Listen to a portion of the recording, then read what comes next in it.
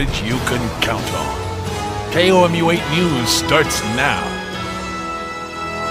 Buddy, I wish I could remember so I could tell you, came knocking at my door and said, your house is on fire.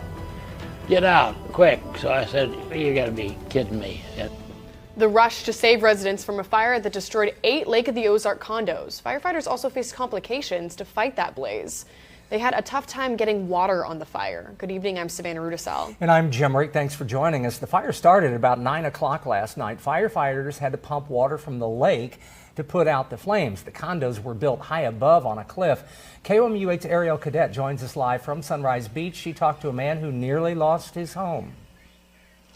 That man tells me that there was a firewall that blocked the fire from his unit. Investigators are still looking in to see what the cause of the fire really was. Reporting live in Sunrise Beach, Ariel Cadet, KOMU 8 News.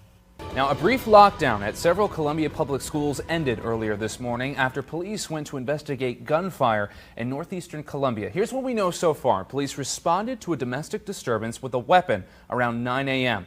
Because of that, Oakland, Lang, Blue Ridge, and Center for Early Learning North schools went on modified lockdown, meaning school continues, but no one goes in or out of the building. Later, Cedar Ridge was placed in a full lockdown, so students sheltered in place for a short time. All lockdowns were lifted by 10:20 this morning. CPS says all students are safe. Authorities are still waiting for the suspect in the tri-state drug deal operation shooting to come to the state. Missouri State Highway Patrol said the operation led to a murder. Court documents said the suspect, Joseph McKenna, was working with the victim, Tyler Worthington, to distribute marijuana oil disguised in vapor pen cartridges. Worthington was found shot in the head. Officials found his remains in a wooded area. New evidence reveals former Governor Eric Greitens' staff used a message-deleting app for official government business. The Kansas City Star reports Greitens' office turned over screenshotted messages in court as part of a lawsuit. The lawsuit claims the governor's staff used the app to circumvent the state's open records laws. Greitens and his staff have acknowledged limited use of the Confide app. Greitens' legal team continues the effort to dismiss the lawsuit. In your national news, President Trump accused China today of trying to interfere in this year's midterm elections. Trump chaired the United Nations Security Council meeting today and quickly took aim at China and Iran.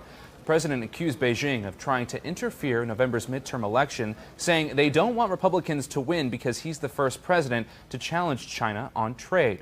Trump also stressed that U.S. nuclear sanctions against Iran will be in full force by November.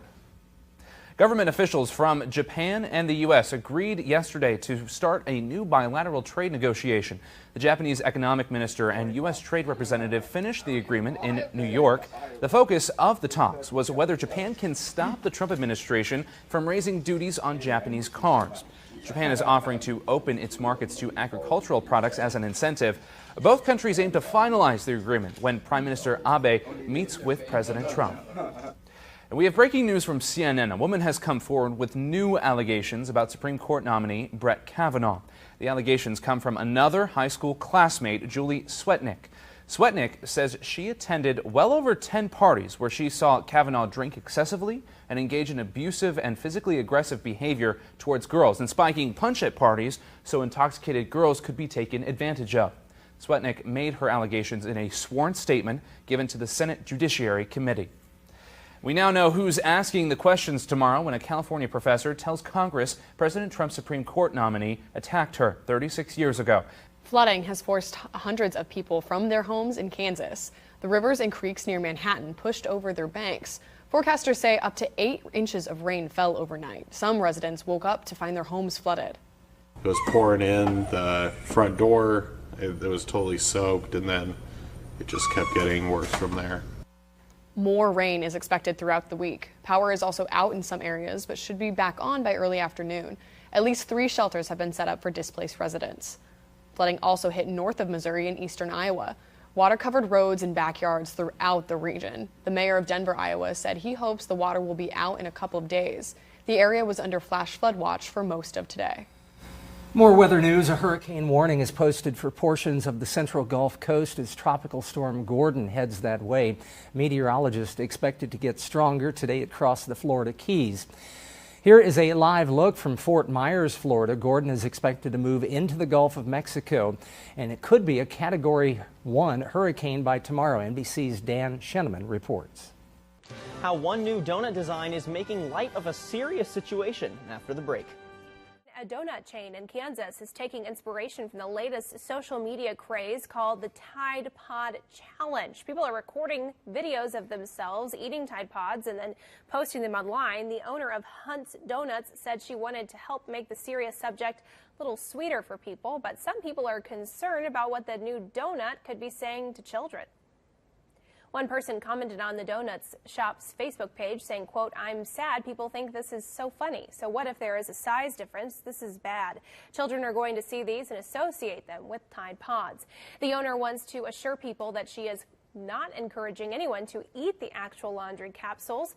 When contacted for comment, Tide did not address the donuts, but did say in part, laundry packs are made to clean clothes. They should not be played with, whatever their circumstance, even if meant as a joke. We've all probably had a few typos in a text or an email, right? But it wasn't only sent to a few people. Well, a sign in Columbus, Ohio had a very public spelling fail on a sign pointing travelers to Cincinnati. Oops. City had an extra I between the first N and second C. You can see it right there. It'll take about 6 to 8 weeks for a new sign to get there. The company isn't charging for the second sign.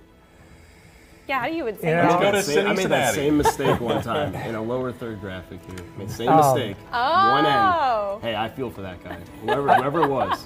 I've seen a lot of easier words misspelled, and this is not the business to be in a position where you're like poking fun. What do you think one of the most common ones in Missouri is? I would say it's Booneville.